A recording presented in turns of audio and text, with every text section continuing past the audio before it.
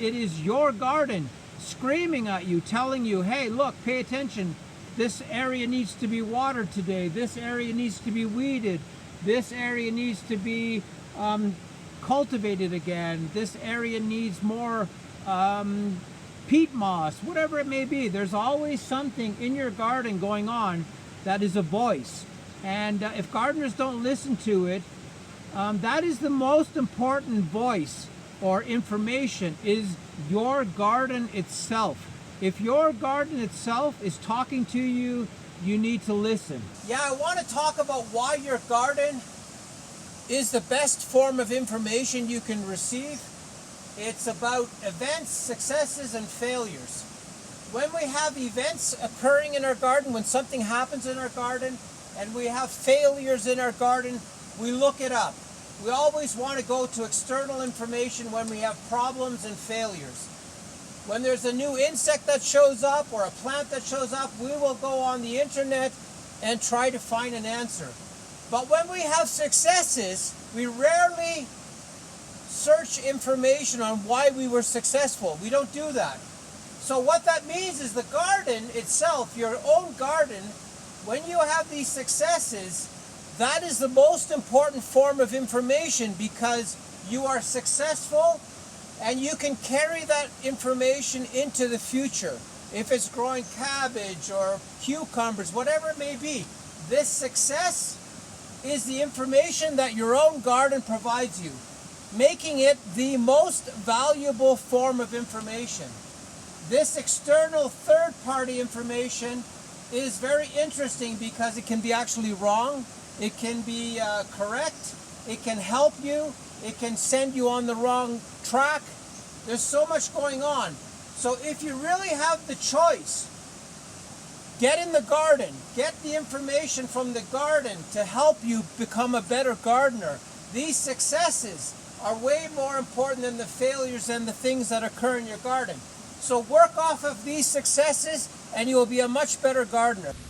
Make sure to write down your successes and base your future gardening efforts on this list. Here is my list specific to my garden. Add plant diversity. Plant competition is beneficial. Keep soils covered with vegetation. Growing food is easy. Fruit trees are an investment in the future. Trench composting works best for my garden. Upgrading my soil energy is my biggest worry. Everyone only has a certain amount of time to deal with their garden, to work in their garden, to plan their garden, to do all those things. Time is probably humanity's biggest frustration. We never have enough of it.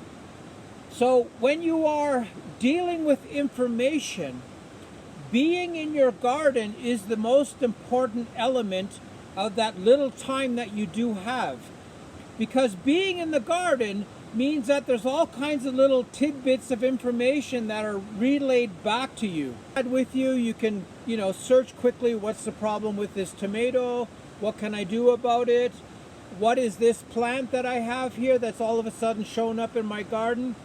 The lack of time pushes us towards being lazy a little bit in the garden, because the gardening information is very interesting to us.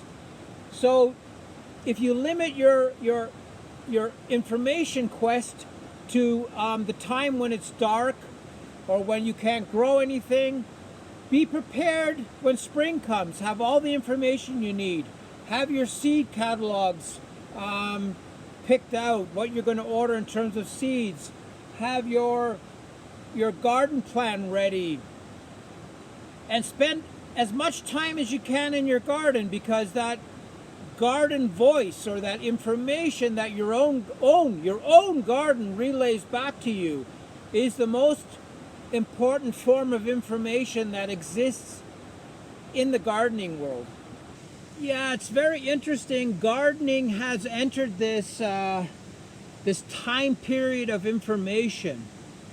And information, ranges from YouTube channels to blogs to seed catalogs to products, technical sheets, whatever it may be. There is so much interest and so much information available for gardeners to digest.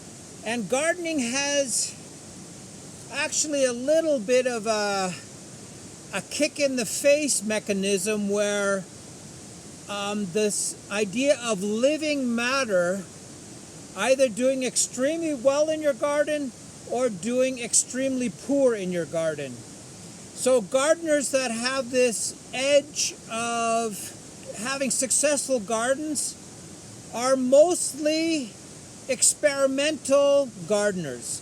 And what I mean by that is they get dirty, they try out new things, they go back to basics, to the real basics, meaning soil quality, plant selection for locations.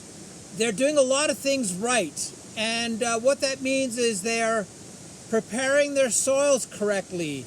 They're adding energy to their soil. They're picking plants for certain locations.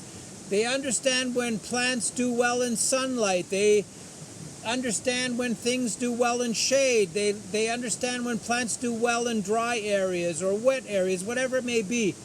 They are very specifically targeting their plant material and their gardening efforts towards creating something that is meant to work.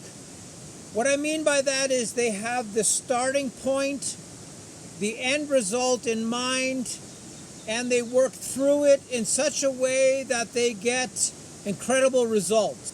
Now, the most dangerous part of gardening is we're dealing with living matter. We're not dealing with a set of tires or a set of details that you put on your car. Gardening is very unforgiving.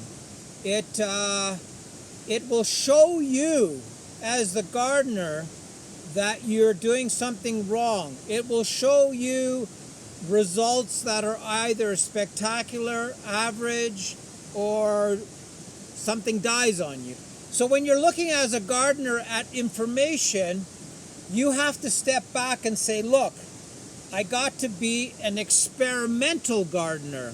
I need to experiment with everything that I do. I need to understand that if I do this wrong, the end result is going to be that. Or if I really upgrade my soil and make it incredibly powerful, I'm going to have a lot of energy in my plant material. If I keep my ground covered, if I have stuff constantly covering the ground, the sun is not leaching out the energy, the water's not leaching out the energy, I'm working towards a garden that's a little bit more self-sufficient. Yeah, gardening results are very interesting. You have to sort of say to yourself, okay, I've done everything right. I should have a great garden. I've spent a lot of money on seeds. I've spent a lot of money on great looking plants. They're going to do well in my garden. It doesn't always work out like that. There is this sensitivity to your plants not liking where they are. There's this sensitivity of maybe the soil not being as great as you think it is. You have to listen to your garden. Your plants have a voice. They will tell you, look, I'm dying of thirst. There's something attacking me. Check me out. Help me out here. There's always this communication of your plants telling you that something isn't really good, something isn't perfect, something is missing, something is attacking your plants, something is making your garden look tired. You're running out of steam, your soil is tired, there's too much sunlight, there's not enough sunlight. That communication between your plants and the gardener are very interesting. It's information. We're talking about information in the garden. There is so much information that goes on daily in your garden. Your plants are the thermometer of your garden. They will tell you it's too hot, whatever it may be. The information is right in front of you. A lot of gardeners don't listen to that. They don't really have the ability to understand